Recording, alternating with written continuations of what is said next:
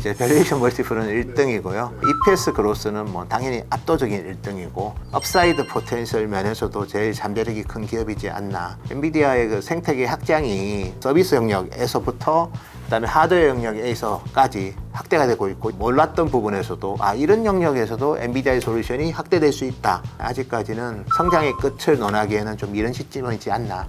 HBM에 있어서 어쨌든 한국 기업들이 시장을 주도하고 있기 때문에 저희가 봤을 때 국내 장비 회사한테는 상당히 기회 요인이 될 것 같습니다. 소재 쪽도 그럴 것 같고요. 그래서 시장의 파이가 커지면서 새로운 기회 요인들이 좀 더 많이 나타나지 않을까 그렇게 보고 있습니다. 특별한 경제 강의 머니 특강 안녕하세요. 주식 초등학교 여러분, 저는 오늘 특강을 맡은 노군창입니다.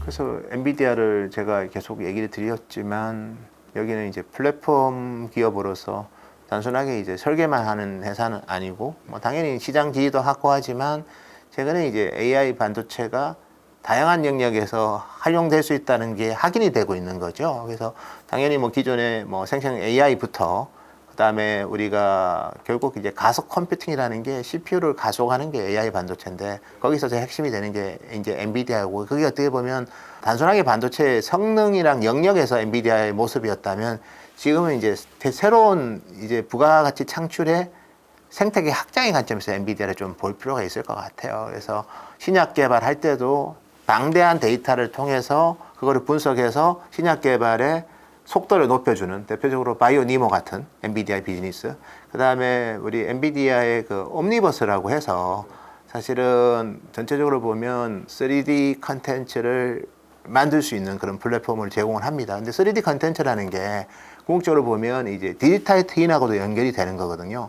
가상현실에서 그 제품을 만들어 보고 실제로 이제 만들어 보면 그만큼 이제 시행착오가 줄겠죠. 그래서 이미 지멘스에서 그런 모습을 엔비디아가 옴니버스를 통해서 생산의 효율성 제고를 위해서 많이 이제 좋은 트랙 레코드를 갖고 있고 최근에 삼성 반도체 같은 경우에도 그래서 엔비디아의 옴니버스를 쓰려고 합니다. 그리고 엔비디아가 또 보시면 과거에 이제 스마트폰 프로세서를 개발했던 팀들이 자율주행 쪽으로 가서 테그라 프로젝트가 이제 자율주행으로 가서 상당한 성과가 나오고 있고 그래서 보시면 올인 SoC부터 그리고 계속해서 성과를 내고 있습니다. 또 향후에 같은 경우는 이제 아틀란이라는 또 새로운 또 플랫폼도 또 공개가 될 거고 해서 엔비디아의 자율주행은 이미 테슬라를 제외한 나머지 진영에서 제일 그래도 의미 있는 솔루션으로서 영역을 확장해 가고 있습니다. 그래서 엔비디아는 옴니버스, 그 다음에 바이오니모,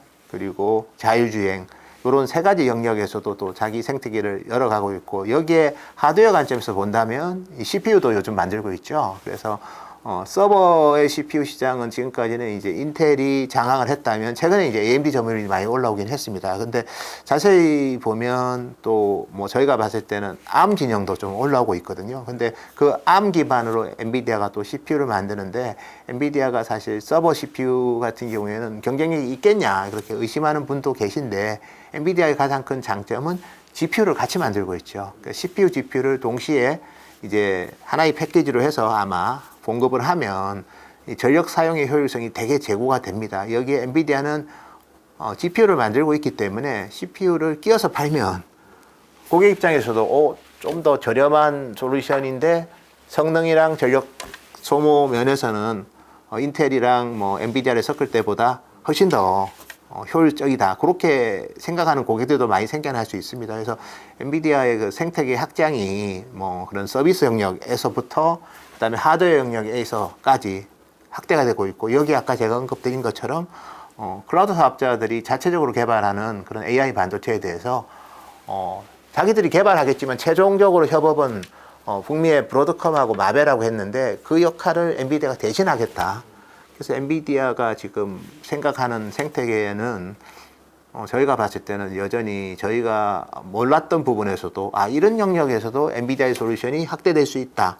그런 게 저는 진행될 수 있기 때문에 아직까지는 성장의 끝을 논하기에는 좀 이른 시점이지 않나 그렇게 말씀드릴 수 있을 것 같습니다.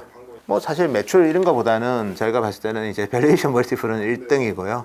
그 다음에 EPS 그로스는 당연히 압도적인 1등이고 그다음에 이제 나머지 영역에 있어서의 업사이드 포텐셜 면에서도 제일 잠재력이 큰 기업이지 않나. 엔비디아의 가장 큰 적은 결국은 이제 고객들이 엔비디아의 솔루션을 대체할 제품을 만드는 건데, 엔비디아 그 제품까지도 본인이 만들어 주겠다고 하니 이건 좀 생각이 다르게 봐야 되는 것 같아요. 엔비디아의 제품을 대항할 수 있는 제품을 고객들이 만드는데 그 대항 제품까지 내가 만들어 주겠다고 하면 이건 좀 다르게 우리가 봐야 되지 않을까. 그거는 아마 시장이 크게 인지 못하는 부분 같아요. 많은 기업들이 많이 진행을 하고 있고요. 사실 기본적으로 홀을 파는 그런 드라이 에처 이런 쪽은 당연히 이제 랩리서치나 이제 미국 기업들이 확고할 거고, 최근에 이제 도쿄 일렉트론 같은 경우도 이제 이런 후공정 쪽으로 들어오겠다 하면서 다른 쪽 비즈니스도 좀 많이 하려고는 하는데, 어쨌든 드라이 에처 이런 쪽은 전공정 쪽이죠. 그렇지만 최근에 이제 패키징 쪽으로도 국내 기업들도 많이 경쟁력도 있고 또 일본 기업들도 경쟁력이 많이 있는데, 어쨌든 HBM을 테스트하는 쪽, 그 다음에 반딩하는 쪽, 그 다음에 커팅하는 쪽, 이런 쪽으로는 이미 국내에서 잘하는 기업들도 많이 있고요. 두 번째는 이제 신규로 들어오는 또 우리 기업들도 많기 때문에 저희가 봤을 때 국내 장비 회사한테는 상당히 기회 요인이 될 것 같습니다. 소재 쪽도 그럴 것 같고요. 그래서 저희가 봤을 때 국내 소부자 기업들은 좀 HBM에 있어서 어쨌든 한국 기업들이 시장을 주도하고 있기 때문에 시장의 파이가 커지면서 새로운 기회 요인들이 좀 더 많이 나타나지 않을까 그렇게 보고 있습니다. 특정 기업을 언급드리기는 좀 한계는 있지만 어쨌든 대부분 이제 반딩하는 쪽은 한미 반도체 얘기를 많이 하고 있고, 커팅하는 쪽은 이오테크닉스 쪽을 많이 얘기를 하고 있죠. 그리고 일본 기업들 같은 경우에도 많이 있지 않습니까? 디스코 같은 경우에는 이제 커팅 쪽을 많이 하고 있고, 또 일본에 반딩 장비 회사들이 많이 있거든요. 그래서 어쨌든 후공정 장비 쪽은 일본이 제일 앞서 있지만 한국에서도 이제 이미 검증을 많이 받은 기업들도 있고, 여기에 이제 우리 머프 관련된 MR 머프 관련된 리플로우 장비 회사들도 좀 있고, 국내에는 여기에 이제 테스트 장비 회사들도 있기 때문에 그런 부분들에 대해서는 눈여겨볼 필요가 있을 것 같아요. 근데 사실 후공정 쪽은 일본 기업들이 압도적이고, 미국은 전공정 장비 회사들이 뛰어나고요. 후공정 쪽은 오히려 일본 기업들, 그 다음에 네덜란드 기업들이 좋고요.